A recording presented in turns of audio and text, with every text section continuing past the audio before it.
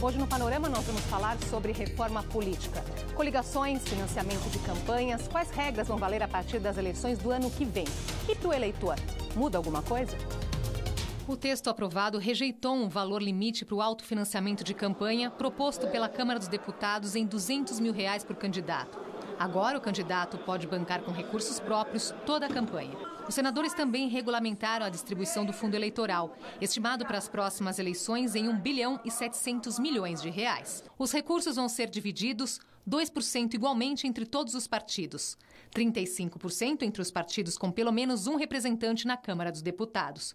E o restante, que é a maior parte, para as legendas, proporcional ao número de deputados e senadores que cada uma delas reunia até 28 de agosto. As outras mudanças eleitorais são um limite de gastos para a campanha presidencial de 2018 de até R$70 milhões. Para governador e senador, o valor vai depender da quantidade de eleitores. Também foi aprovada a cláusula de desempenho. Nas próximas eleições, partidos que não conseguirem 1,5% dos votos válidos em pelo menos 9 estados não terão acesso ao fundo partidário e à propaganda de rádio e TV. E também o fim das coligações a partir de 2020, quando haverá eleições para vereadores. Para deputados federais e estaduais, a regra passa a valer a partir de 2022. Para falar sobre a reforma política, recebemos os cientistas políticos Christian Lobauer e Marcelo Issa, coordenador do Movimento Transparência Partidária. Você também pode participar dessa nossa conversa com as suas perguntas e comentários pelo nosso Twitter. Não esqueça da hashtag Panorama TV Cultura. Obrigada pela presença hoje aqui com a gente. Nós vamos ao longo aqui do programa tentar entender o que mudou na prática, né? Mas de uma forma geral, né? As mudanças que foram aprovadas nessa reforma política vão de fato mudar o nosso processo? Melhor, dá para chamar de reforma política, Christian? Eu acho que ainda é uma reforma parcial. O processo de reforma política, que deveria ser e é a mãe das reformas, não aconteceu para valer pelo menos nos últimos 20 anos. A gente discute o que deveria ser feito para aprimorar o sistema. Nunca conseguiu acontecer. Há avanços relevantes, mas ainda há um certo atraso, uma certa deficiência em uma série de passagens que são resultado daquilo que a gente sabe e não tem muito como mudar. A legislação é feita por quem faz parte do jogo, então existe um corporativismo atávico no processo. O legislador ele não vai fazer uma reforma realmente que tenha um efeito direto na sua condição de eleição na próxima eleição. Então é por isso que você tem casos como esse, que você tem o fim das coligações partidárias para voto proporcional já deveria ter acontecido há muito tempo, pelas deformações que gerou no Congresso Nacional e em todas as representações legislativas. Mas empurraram para 2020. Então, são casos Pois né? É como o Christian colocou, né, Marcela? Os próprios políticos chamando, né, de a mãe das reformas, é a saída para esse momento que o país está vivendo. E aí nós ouvimos aí de especialistas como vocês que foi uma reforma tímida, né? Alguns chegam a dizer assim, nem dá para chamar de reforma política. E isso traz descrença, né, para o eleitor que está ouvindo essa história há quanto tempo? Justamente, nós vemos há muitos anos tentativas de reformar o sistema político e além desse fator que o Christian coloca muito bem, que diz respeito ao corporativismo da própria classe política, ou seja, a baixa probabilidade de que alterem regras que possam prejudicar a reeleição daqueles que atualmente ocupam cargos de direção e de comando do país, principalmente no legislativo, existe o fato de que as reformas ou as tentativas de reformas que houve nos últimos anos sempre se iniciam com um ano de antecedência. Sempre no último momento, com o agravante da regra da anualidade, que levou a esse improviso, a esse nível de pressão que determinou a aprovação de uma reforma que, no fundo, apenas garante mais recursos para as eleições. Um monte de coisa aí em 24 horas, né, correndo. Vamos tentar entender, então, essas mudanças, começando aí pela cláusula de desempenho, que nas próximas eleições, partidos que não conseguirem 1,5% dos votos válidos em pelo menos 9 estados não terão acesso ao fundo partidário e à propaganda de rádio e TV. Quem é que ganha e quem é que perde com isso, Christian? Eu acho que a cláusula de barreira, né, ou a cláusula de desempenho, é uma boa mudança. É como a gente dizia antes, é uma mudança necessária. Enfim, historicamente, já as democracias ocidentais, casos europeus, por exemplo, já perceberam a importância que isso tinha desde os anos do final da Segunda Guerra Mundial. A gente não conseguiu fazer isso até hoje. Então, é evidente que você tem que diminuir o número de representações partidárias no Congresso. Você não tem como governar com 28 partidos representados no Congresso. Ninguém consegue fazer isso. E para que se faça isso, é necessário que haja uma regra para cortar, para evitar que pequenos partidos consigam representação. E essa regra não me parece ruim, parece boa. O problema é que ela é feita dentro de um modelo onde os partidos já existentes se manterão, certamente, na posição em que estavam. E então você tem um ambiente que tem 94% dos eleitores que não se identificam com nenhum partido que existe, e você tem uma dificuldade de trazer todos partidos que estão novos. Aí, as pessoas dizem que não se identificam com nenhum. Com nenhum. Então, se você tem dificuldade de criar partidos, porque é muito difícil fazer um partido no Brasil, e ainda, além de tudo, você tem dificuldade de colocá-lo representado no Congresso, então você tem uma disfunção que é de origem, não é estrutural, não é questão de que a regra não seja boa. A regra é boa, acho que está bem escrita, é uma proporção bem razoável, 9 estados, ou são 9 deputados em um por estado, ou são 1,5% dos votos em pelo menos 9 estados, sendo que tem que ter 1% no mínimo em cada um desses 9 estados, que é 1/3 dos estados da federação. Não é certo. A cláusula de desempenho, o fim das coligações, a proibição das coligações em eleições proporcionais são os 2 maiores avanços dessa reforma. De fato, só veio a proibição das coligações e também a cláusula de desempenho no momento em que a gestão do sistema político, ou seja, a própria funcionalidade dele, acabou ficando muito prejudicada. Então, nós temos visto aí nos últimos 10 anos uma explosão da fragmentação partidária. De fato, muitos partidos foram criados e essas 2 medidas podem efetivamente contribuir não só para aprimorar essa coordenação do sistema político, mas também, inclusive, para o esforço fiscal que o Brasil vem buscando fazer. Quer dizer, nós fizemos um levantamento, uma simulação.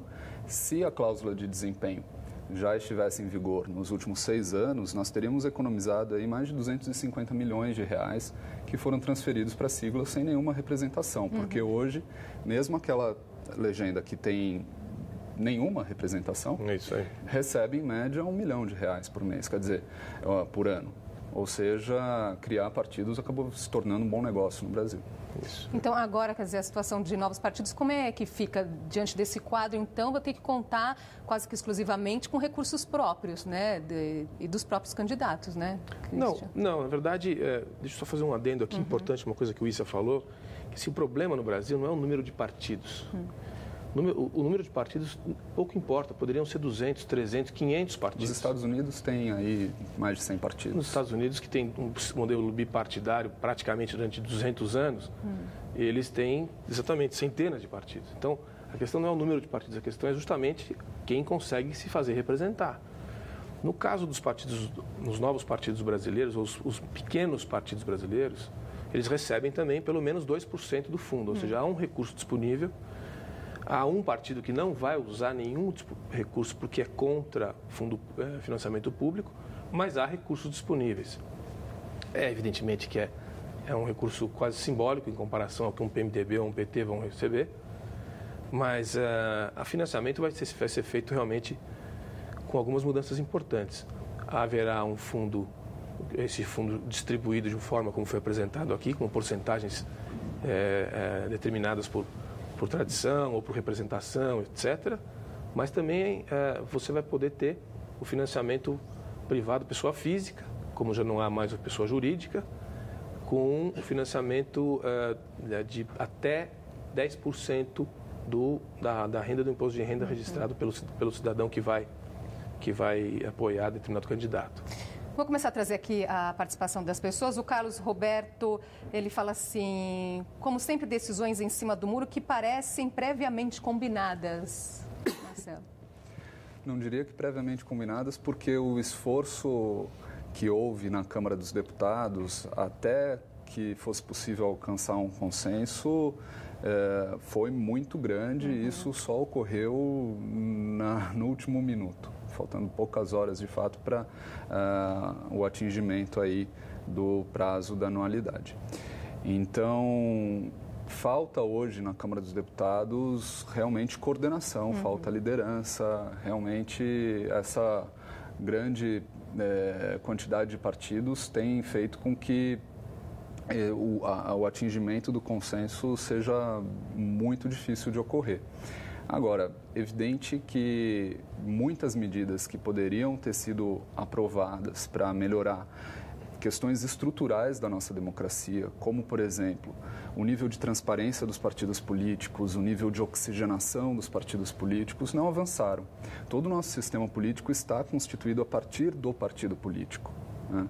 O partido, até que o Supremo decida de maneira diferente, monopoliza a representação política no Brasil, faz o filtro de quem vai nos representar. Então, só haverá mudança significativa na política brasileira quando os partidos se tornarem mais democráticos internamente, quando os partidos se tornarem, inclusive, mais transparentes. O movimento Transparência Partidária chegou a sugerir a comissão especial e esse texto foi acatado e aprovado pela comissão especial, mas, infelizmente, não foi aprovado em plenário, determinando que os partidos deveriam obedecer a 3 princípios fundamentais. Em primeiro lugar, gestão democrática com participação do filiado. Em segundo lugar, transparência na gestão dos recursos, sejam públicos ou privados. E, em terceiro lugar, a limitação do tempo de mandato do dirigente partidário para favorecer a renovação dentro do partido. Vamos agora entrar justamente nessa questão do financiamento, mas antes eu vou chamar uma reportagem sobre esse assunto. Quando soube como serão as regras do jogo político em 2018, a professora Vânia discordou do financiamento público de campanha. Vai tirar de quem precisa mais, que é na área da educação, que é na área da saúde, na área da infraestrutura. A gente já não tem mais onde tirar. Além da criação de um fundo público, a reforma limitou as doações de pessoas físicas em até 10% dos rendimentos brutos do doador. O autofinanciamento, o uso de recursos próprios para bancar a campanha, tinha sido aprovado com um limite de até R$200 mil para cargos majoritários. Mas o presidente Michel Temer vetou esse artigo e liberou o dinheiro de quem tem condições de assumir as próprias despesas, até o limite estabelecido, que chega a R$70 milhões para o primeiro turno das eleições presidenciais. Quem não tem condições ainda poderá contar com um fundo público de campanha. Enquanto no Brasil os partidos e os candidatos não abrem mão do dinheiro público para financiar as campanhas, nos Estados Unidos essa é uma prática bem comum. O empresário texano Ross Perot, que está entre os 60 homens mais ricos dos Estados Unidos, concorreu 2 vezes à presidência, bancando a própria campanha algo em torno de $100 milhões. E o atual presidente, Donald Trump, afirmou que ao financiar sua própria campanha, ele não é controlado por doadores, interesses especiais ou lobbies. Pois é, vamos falar um pouquinho então das formas de financiamento. A criação do fundo público, o que vale a pena chamar a atenção da forma como foi aprovada, Christian? Bom, por princípio, eu pessoalmente acredito que as eleições deveriam ser todas realizadas com fundo privado, mas essa é uma discussão boa e longa, no sentido que o dinheiro público não deveria ser usado para partido nem para campanha, mas foi aí alocado R$1,7 bilhão, pode variar um pouco. Esse recurso importante de medida é essa que determina um teto de gastos.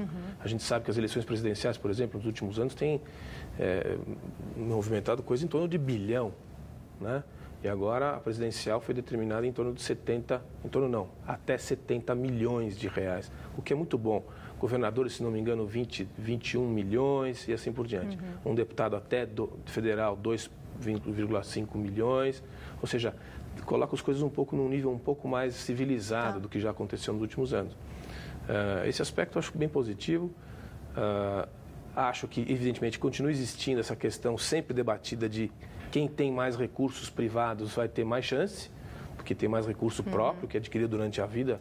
Em alguns casos, alguns deputados, senadores sabem-se lá como, mas o fato é que o sujeito tem uma renda, tem um patrimônio. Esse sabe-se lá como também é preocupante, né? Pois é, porque infelizmente se fosse pela renda da atividade em si, não daria para ter tanto patrimônio assim.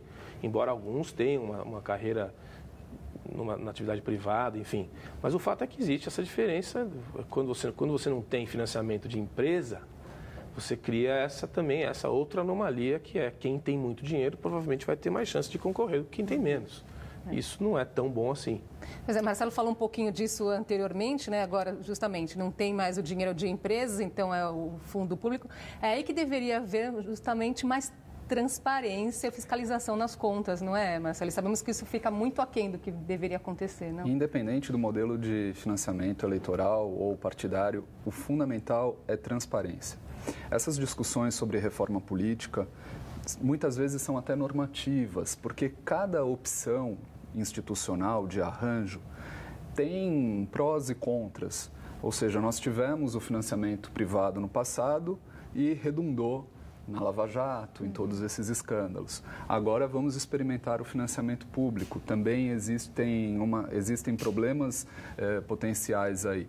Agora, o importante é que haja transparência. Esse processo ocorre de maneira muito rudimentar ainda no Brasil. Principalmente a fiscalização das contas dos partidos políticos. Isso ocorre de maneira ainda em meio físico, ou seja, os partidos enviam uma vez ao ano para o TSE as suas contas.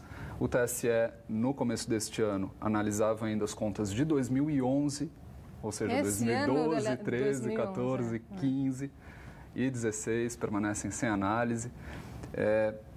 Nós temos notícias de que, a partir deste ano, as contas começarão a ser prestadas em meio eletrônico, mas mesmo assim, justamente por isso... Quando você fala em meio físico, é um papel. Pilhas e pilhas de papel com fotografias de notas fiscais que já chegam amareladas, porque com toda essa defasagem temporal.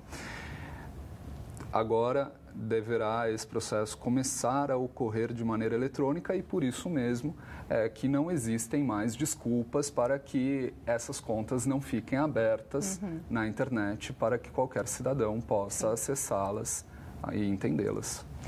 Vamos fazer uma pausinha aqui e a gente volta já.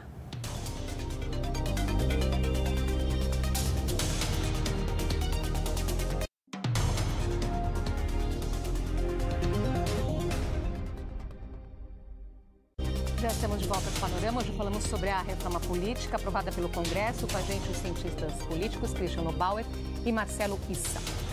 Ainda sobre essa questão do financiamento e do fundo público, né? Isso vai inibir o Caixa 2, Christian? Que é tudo isso que nós estamos vendo hoje? Não, acho que o Caixa 2 vai ser inibido por toda uma conjuntura que foi criada em função do que aconteceu na política brasileira nos últimos 3 anos, né? Mas ainda haverá, infelizmente. E haverá recursos da criminalidade, como houve em 2016, a gente não pode fugir desse tema. Quando você tem restrições de orçamento, mas você tem outras instâncias que têm recurso liquidez disponível, como é o caso da criminalidade ou das igrejas, você tem também uma outra disfunção na competitividade dos candidatos. Isso vai acontecer. Acho que vai ter Caixa 2, mas vai ser muito mais difícil. E eu acho que as instâncias reguladoras é que deveriam ir para cima para tentar finalmente controlar o que foi essa grande disfunção das eleições brasileiras desde 88. A questão do Caixa 2, ela é presente independente do modelo de financiamento. Quer dizer, mesmo com financiamento privado, houve uma quantidade brutal de Caixa 2. A Lava Jato demonstra isso claramente. E eu entendo que independe do modelo de financiamento. Com o modelo público, é possível que haja uma redução. Agora, no que se refere ao poder econômico desses segmentos ligados à criminalidade ou à igreja, não me parece que seja tão impactante do ponto de vista eleitoral, porque nesses casos eu entendo que o que de fato interfere na decisão do eleitor é a ascendência que aquela liderança da comunidade ou aquele líder religioso tem sobre aquela comunidade. No entanto, é necessário limitar de alguma forma o desequilíbrio que o poder econômico pode provocar nas eleições. Veja, no ano passado, das 100 maiores cidades brasileiras, 37 elegeram prefeitos no primeiro turno. Desses 37 prefeitos, 23 eram milionários que injetaram vultosos recursos em suas próprias campanhas. Então, a limitação do teto, que acabou não passando, ou seja, o teto para autofinanciamento, infelizmente, não passou, mas a limitação do valor máximo de gastos na campanha pode contribuir para amenizar um pouco essa situação. Tem minha gente aqui participando. O Silvio Darlan, ele pergunta: a possibilidade de fusão de partidos, haja vista a cláusula de barreira, é uma saída perigosa? Acho que é mais uma disfunção de um processo que já vinha acontecendo de vários partidos de aluguel que não tinham desenho ideológico relevante ou nenhum. É um oportunismo de alguns grupos que querem ganhar momento e ganhar competitividade também no jogo político. São todos grupos conhecidos, se você for ver o histórico desses pequenos partidos que se juntam, são políticos já tradicionais. Eu acho que, infelizmente, a gente tem que passar por mais uma reforma ou mais algumas mudanças importantes para dar, como dizia o Issa, dar mais clareza e transparência ao que são e como trabalham esses partidos que já existem e viabilizar que outros partidos venham para o jogo sem que seja tão difícil, quase impossível você constituir um partido e renovar a oferta de partidos para o cidadão escolher aquele que mais lhe apetece. Pois é, a gente ouve muito essa questão, né, da importância da renovação, né? Então, são 35 partidos políticos, 25 têm representação no Congresso Nacional, outros 68 pedem registro do TSE e ainda assim muitos brasileiros dizem que não se sentem representados por nenhum partido, né, Marcelo? É porque os partidos acabaram se constituindo como obstáculos à renovação, obstáculos à oxigenação. Cada vez nós nos convencemos mais de que a reforma política deveria começar pela reforma dos partidos e algumas medidas nesse sentido são fundamentais, como a transparência nos gastos. Qual que é a principal que ficou de fora? A transparência nas prestações de contas dos partidos políticos. Nós precisamos avançar muito nesse sentido. E, além disso, me parece fundamental limitar temporalmente e quantitativamente os mandatos dos dirigentes partidários, assim como já ocorre nos cargos eletivos, para que haja espaço para a renovação dentro do partido, porque o partido é o meio, é um passo intermediário para a renovação dentro do parlamento, para a renovação nos cargos majoritários também. A fidelidade partidária, a gente falou pouco, mas é uma coisa tão óbvia, tão óbvia. Em várias democracias ocidentais, se o sujeito quer mudar de partido, ele pode mudar, mas ele perde o mandato. E nas próximas eleições, ele que tente se reeleger pela outra legenda. E é muito contraditório que no nosso país, ou seja, o cargo é do partido, né? Todos os cálculos são feitos com base na quantidade de votos que cada partido recebeu.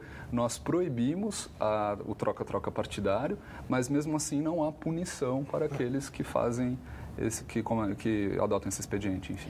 O Alexandre Galvão, ele pergunta, tem alguma regra nova para o eleitor ou o assunto é só para eles que vivem disso? O Alexandre pergunta, não tem uma regra para o eleitor, né? Mas muda alguma coisa na vida dele, na prática, Marcelo? O eleitor continuará votando como votava até então. Houve algumas propostas no sentido de instituir o distrital misto e aí possivelmente haveria uma mudança bastante significativa. O eleitor seria chamado a votar 2 vezes, a primeira vez para escolher o candidato do partido, ou seja, que comporia a parcela proporcional do parlamento e da outra vez para eleger aquele candidato do seu distrito, né? Mas da forma como a reforma passou, haverá poucas mudanças no que se refere aos deveres dos eleitores. Pois é, para muito brasileiro o voto deveria, por exemplo, deixar de ser obrigatório e essa discussão também ficou de fora, né? Essa seria muito interessante. O fato é que a gente já tem uma ausência de votação em torno de 20% a 25%, né? E é quase como se já fosse, se você comparar com os índices de outros países, é quase como se já fosse opcional. Eu acho que deveria ser opcional. O cidadão é liberdade com responsabilidade, ele que sabe se ele deve ou não, mas ainda existe essa manutenção dessa regra, é obrigatório, e se você não votar, paga uma multa e continuará sendo assim. Tem uma alteração que acho que é bem interessante e pode impactar diretamente o comportamento daqueles que querem participar mais da política, que é a permissão para o chamado financiamento pré-eleitoral. ou seja, alguém que se coloca como pré-candidato antes do período de campanha, pode começar a arrecadação pela internet via o chamado crowdfunding, ou seja, aquelas ferramentas que permitem a arrecadação ou de doações de pessoa física por meio da internet, via cartão de crédito. Essa me parece uma boa medida para quando o candidato inicia a sua campanha, já conte ali com alguns recursos suficientes para os primeiros passos. Agora, vocês acham que a sociedade deveria ter sido ouvida nesse processo? Eu vejo essa insatisfação manifestada de várias maneiras, mas no fundo, na essência, o representante do cidadão é que deveria ter sido melhor escolhido, vamos dizer assim, né?